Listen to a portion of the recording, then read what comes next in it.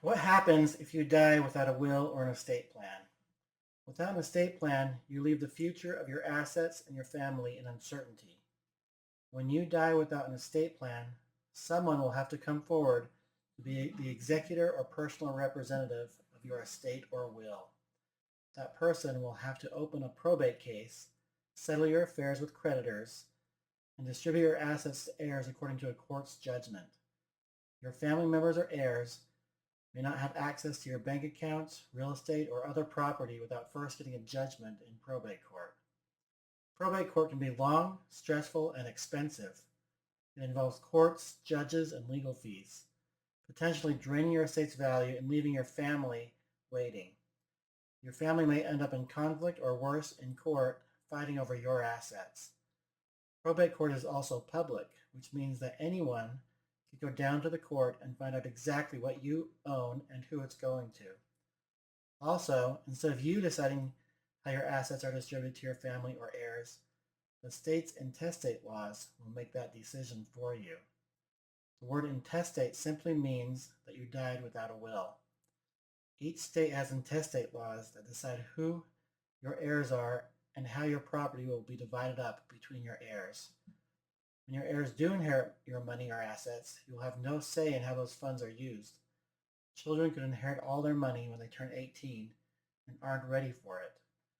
The state legislatures did try to structure the intestate laws on how most people draft their wills, leaving their assets to their spouse and children, but they still may have to go through probate court to have the assets legally divided among them.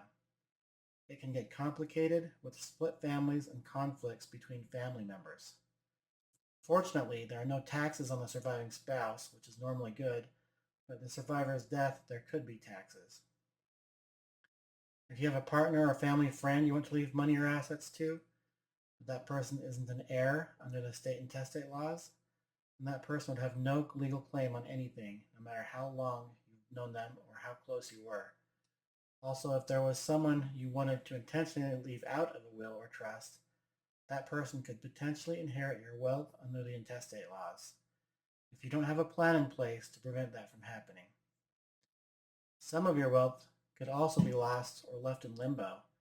If you have property or financial accounts that heirs do not know about, that property could end up in the state's unclaimed property division.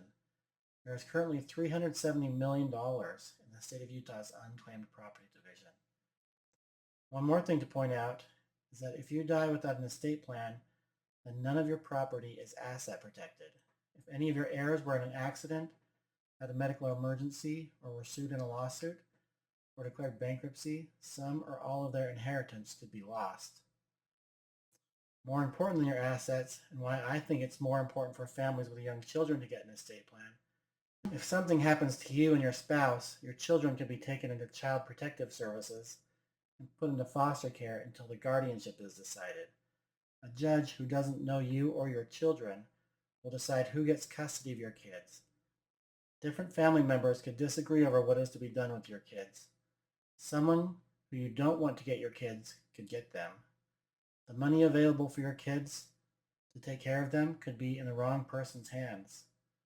The court would be in charge of any money left for the kids until they're 18.